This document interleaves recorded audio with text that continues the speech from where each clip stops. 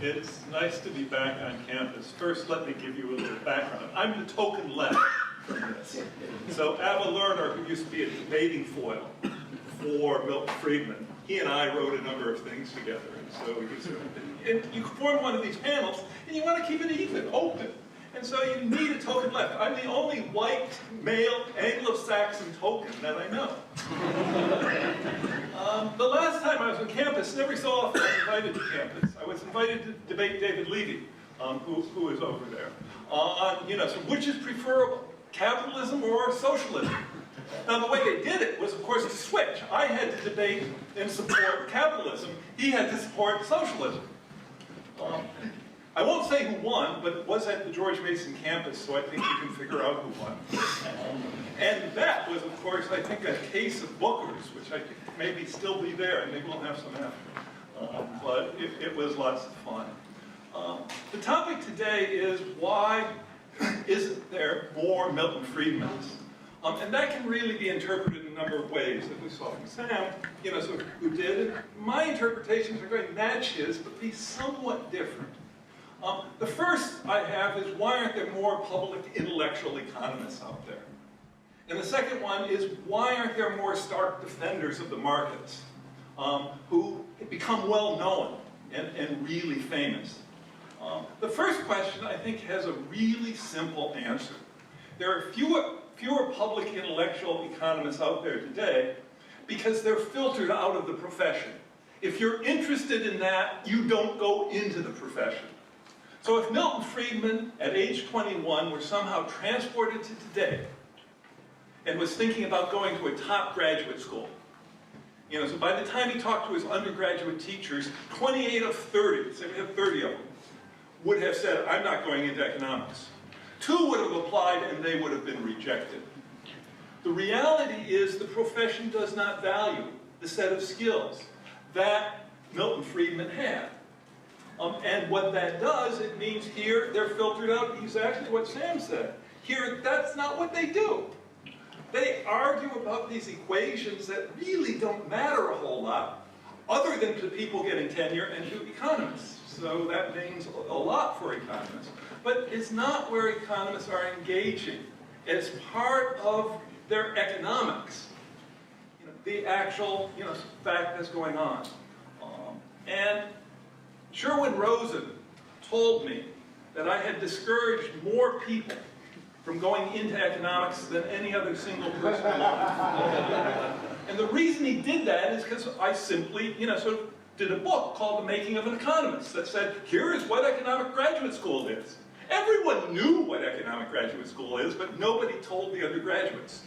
So undergraduates kept coming in and thinking, here, I'm going to get good discussion and sort of debate and everything else. Then they got in and you got equations, and more equations, and it's gone even further, sort of beyond that. And so that's what it does, and one of the reasons it's successful. So when I looked at it, which was in the 70s, graduate economics was not successful. It had lots of people who were unhappy.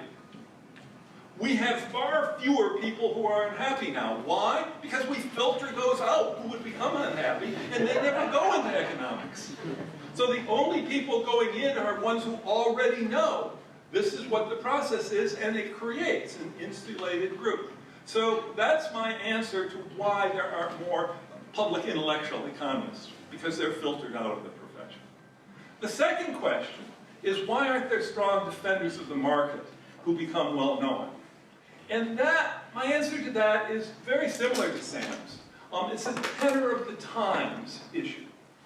And, so you have to understand there was classical liberalism earlier. And all economists were classical liberal. And by classical liberal, it meant you really believed that the market did nice, good things. And that was part of just what being an economist was. But within classical liberal, there was a wide range of divisions as to how much regulation there should be. So Adam Smith, of course, if you've read him carefully, had all kinds of interactions that felt here government should be entering in a whole variety of places, and it was part. I consider John Maynard Keynes a classical liberal.